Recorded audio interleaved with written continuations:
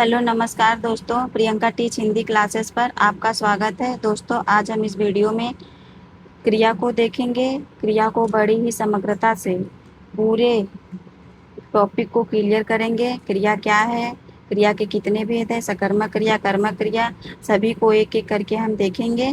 इसके पहले वाली जो हमारी वीडियो थी वह विशेषण से संबंधित थी।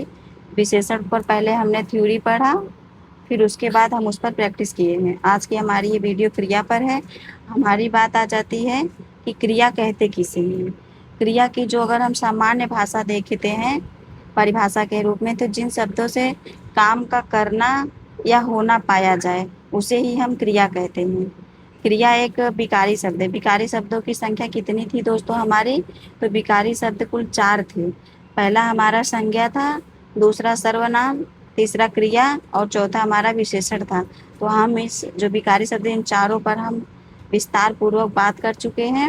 आज हम क्रिया पर बात करेंगे और आप साथ साथ नोट्स बनाते चलिए और बड़ा ही एकदम ध्यान पूर्वक और एकाग्रचित होकर इस वीडियो को देखेंगे। मुझे नहीं लगता दोस्तों इस वीडियो को देखने के बाद आपको कोई और वीडियो देखने की आवश्यकता पड़ेगी। बस आप ध्यान पूर्वक इस वीडियो को देखते रहिए। तो चलिए हम पढ़ते हैं क्रिया क्या है। क्रिया को पहले हम परिभाषा के रूप में देख लेते हैं। क्रिया परिभाषा हमारी दी गई है कि जिन शब्दों से काम का करना या होना पाया जाता है उन्हें हम क्रिया कहते हैं। क्रिया एक विकारी शब्द है, अभी हमने ऊपर ही चर्चा की है, जिसे धातु के नाम से भी जाना जाता है।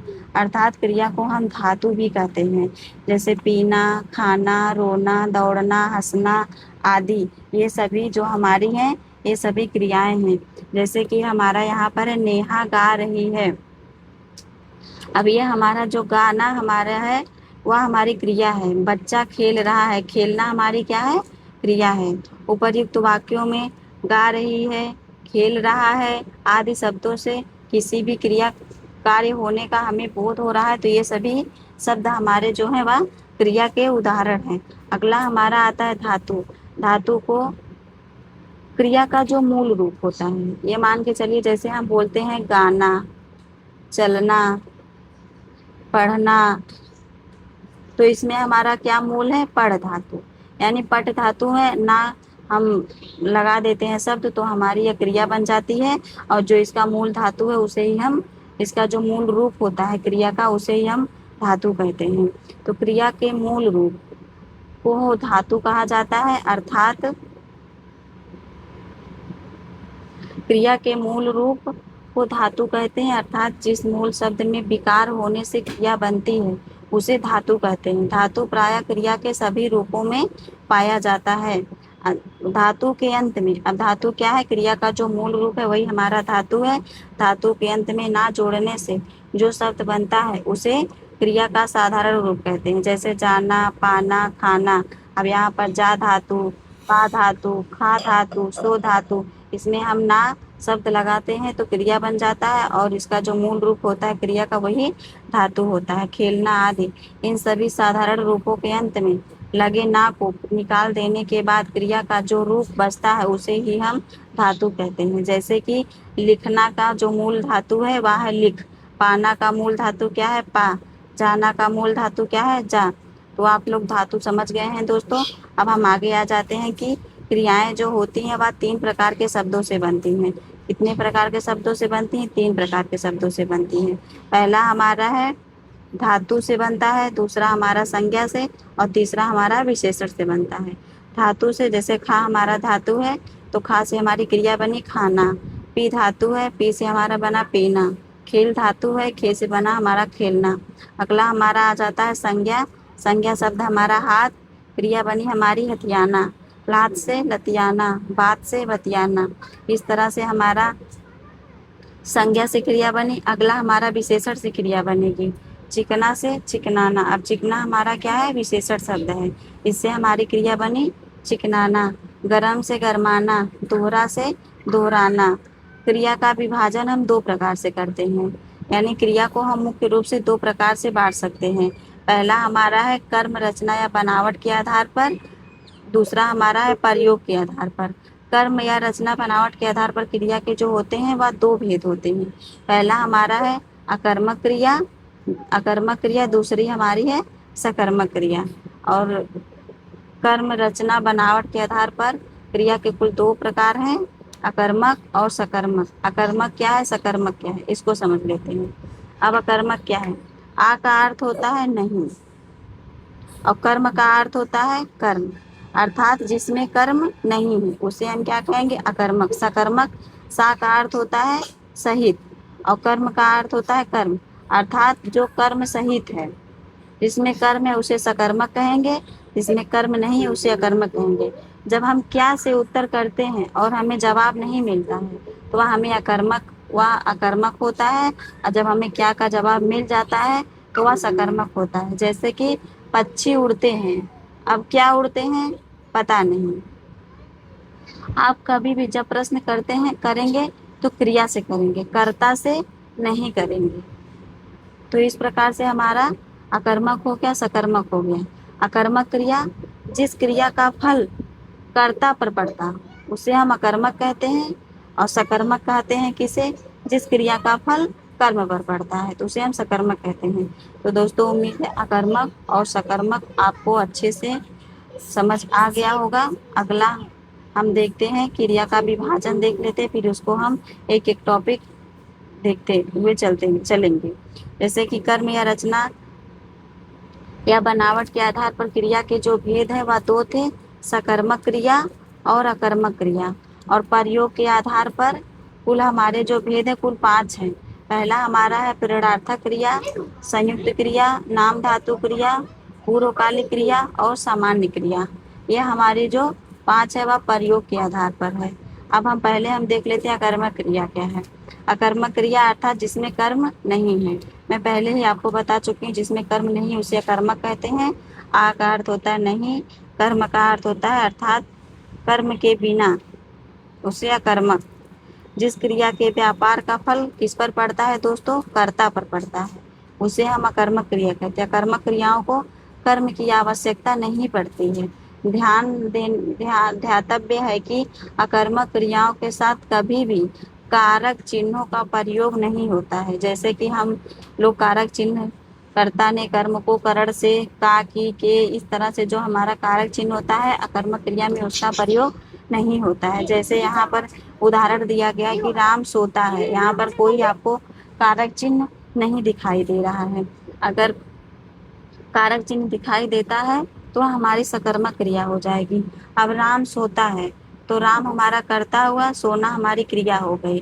तो इसमें केवल 2 दिखाई दे रहे, कर्ता और क्रिया, कारक चिन्ह नहीं दिखाई दे रहे, तो यह हमारी सकर्मक अकर्मक हो गए।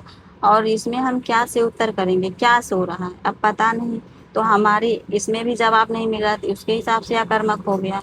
और इसमें जो कर्ता क्रिया का प्रभाव किस पर पड़ रहा है, कर्ता पर पड़ रहा है। अब क्रिया हमारी क्या है, सोना। अब सोना तो हमारी क्रिया हो गई। अब कौन सो रहा है, हमारा राम सो रहा है, क्योंकि सोने का जो प्रभाव पड़ रहा है, सोने का कार्य हो रहा है वह राम के द्वारा हो रहा है, तो इस कारण से हमारा अकर्मक हो गया। अगला हमारा है पक्षी उड़ रहे हैं, और तीसरा हमारा है रेलगाड़ी चलती है।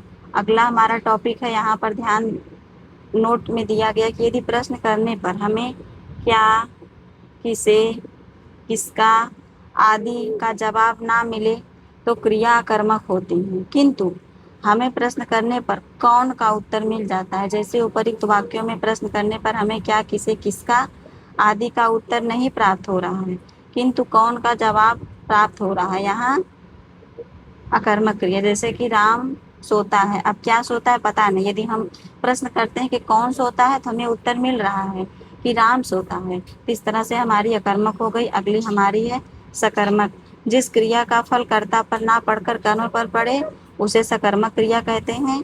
ध्यान देने वाली बात है कि सकर्मक क्रियाओं के साथ कारक चिन्हों का प्रयोग होता है, जबकि अकर्मक क्रियाओं में कारक चिन्हों का प्रयोग नहीं होता था। जैसे कि मैं राम को पत्र लिखता हूँ, मैं पत्र लिखता हूँ, राम ने रावण को मारा। देखिए यहाँ पर कारक चिन्ह है, यहाँ पर कारक चिन्ह है, तो कर्ता, कर्म और क्रिया, क्रिया का फल किस पे पड़ रहा है, कर्ता पर ना पड़कर पत्र पर पड़ रहा है। क्या लिखा जा रहा है, पत्र लिखा जा रहा है। तो इस तरह से हमारे यहाँ सकर्मक क्रिया हो गई। उपर्युक्त वाक्यों में लिखता हूँ मारा पीता है का सीधा फल यानी प्रभाव कर्ता पर ना पड़कर कर्म पर पड़ रहा है। रावण को फूलों का रस पर पड़ रहा है। इस तरह से हमारे यहाँ सकर्मक क्रिया है।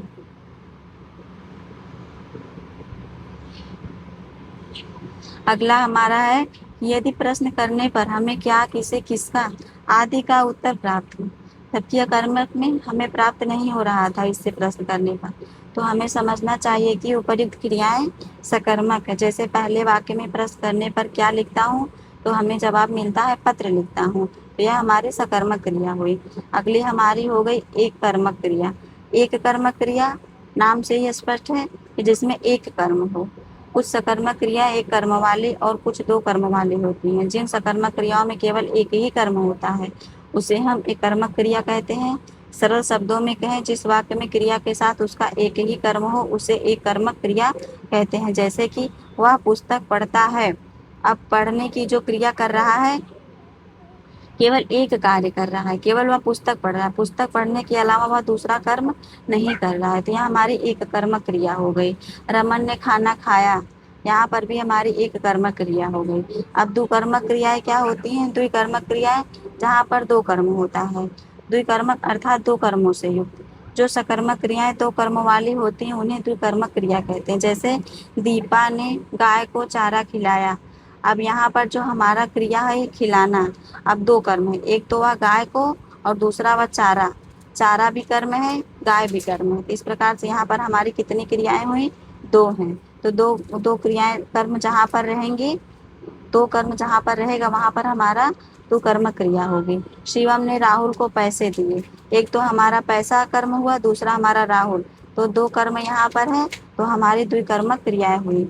यहाँ अब हमारी अगली आ जाती है प्रेरणार्थक क्रिया। अब प्रेरणार्थक क्रिया क्या है? प्रेरणार्थक क्रिया में जो कर्ता होता है वह स्वयं कार्य ना करके किसी अन्य से वह कार्य करवाता है प्रेरणा देकर, वहां पर हमारा प्रेरणार्थक क्रिया हो गई। जैसे कि सीता ने राम से पत्र लिखवाया। अब सीता हमारी जो है वह करता है, वह स्वयं कार्य ना करके राम से कार्य करवा रही है कि वह पत्र लिखे। इस तरह से जब कर्ता स्वयं कार्य ना करके क्रिया के जिस रूप से हमें यह पता चले कि कर्ता कोई काम स्वयं ना करके किसी दूसरे को उस कार्य करने के लिए प्रेरित करता है तो उसे हम प्रेरणार्थक क्रिया कहते हैं। धातु में प्रत्यय लगाने से प्रेरणार्थक क्रियाएं बन जाती हैं। जैसे कि मैंने नौकर से खाना बनवाया। अब यहाँ पर मैंने जो है वहां पर करता है, अब वह स्वयं खाना नहीं बना रहा है बल्कि किससे बनवा रहा है? नौकर से, तो यहाँ पर हमारी प्रेरणार्थक क्रिया हो गई। उसी प्रकार से माँ ने पिताजी से सामान मंगवाया। अब माँ जो हमारी है करता है, वह स्वयं कार्य ना करके पिताजी से सामान मंगवा रही है, तो यहाँ पर हमारी प्रेरणार्थक क्रिया होगी। शिक्षक ने विद्यार्थी से पुस्तक पढ़वाई। अब शिक्षक स्वयं पुस्तक ना पढ़कर किससे पढ़वा रहा है? तो विद्यार्थी से पढ़वा रहा है। तो इस तरह से हमारी यह भी प्रेरणार्थक क्रिया हो गई। अगली हमारी आ जाती है संयुक्त क्रिया। जब दो क्रियाएं एक साथ होती हैं उसे ही हम संयुक्त क्रिया कहते हैं। जहाँ दो या दो से अधिक धातुओं या क्रियाओं का साथ साथ प्रयोग किया गया, वहाँ क्रिया के इस रूप को हम संयुक्त क्रिया कहते हैं। जैसे वह खा चुका, यहाँ पर वह हमारा कर्ता हुआ, क्रिया हमारी एक तरफ खाना हुई, दूसरी तरफ चुकना हुआ, तो इस तरह से हमारी दो क्रिया हो गई। राहुल गीता पढ़ने लगा, तो एक तो है पढ़ने, दूसरा हमारी क्रिया लगने, तो इस तरह से हमारी यह संयुक्त क्रिया है। उपर्युक्त वाक्यों में क्रमशः साथ साथ दो क्रियाएं चल रही, जिसे खा चुका, पढ़ने लगा का प्रयोग हो रहा है, अतः यहाँ संयुक्त क्रिया का उदाहरण है। अर्थ के अनुसार संयुक्त क्रिया के कितने उपभेद या मुख्यता माने गए हैं? तो 11 हैं। आरंभ बोधक, समाप्ति बोधक, अवकाश बोधक, अनुमति बोधक, नित्यता बोधक, इच्छा बोधक, शक्ति बोधक, आवश्यकता बोधक।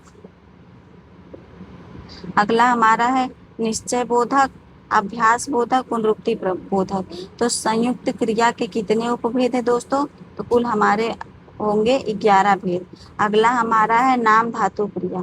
अब नाम धातु क्रिया क्या है? जो संज्ञा, सर्वनाम या विशेषण के शब्दों से बनता है उसे ही हम नाम धातु क्रिया कहते हैं। संज्ञा चाहे हो, चाहे सर्वनाम, चाहे विशेषण, इन तीन शब्दों से बनने वाली क्रिया को ही हम नाम धातु क्रिया कहते हैं। जैसे लात हमारा है तो इससे लतियाना, बात से बतियाना, हाथ से हथियाना, शर्म से शर्माना, चिकना से चिकनाना, ठंडा से ठंडाना और अपना से अपनाना। इस तरह से हमारी नाम धातु क्रिया जो संज्ञा, सर्वनाम और विशेषण, आपसे प्रश्न में पूछा जा सकता है कि नाम धातु क्रियाएं किन 3 शब्दों से मिलकर बनती है, तो आपका आंसर होना चाहिए संज्ञा, सर्वनाम और विशेषण। इन 3 शब्दों से मिलकर हमारी नाम धातु क्रिया बनती है। अगली हमारी है सहायक क्रिया। अब सहायक क्रिया क्या है कि मूल क्रिया में जो सहायता प्रदान करता है। आप उदाहरण देखते हैं कि जाना, जाना हमारी मूल क्रिया है, परंतु उसकी में सहायता कौन कर रहा है, तो यह हमारी सहायक क्रिया भी।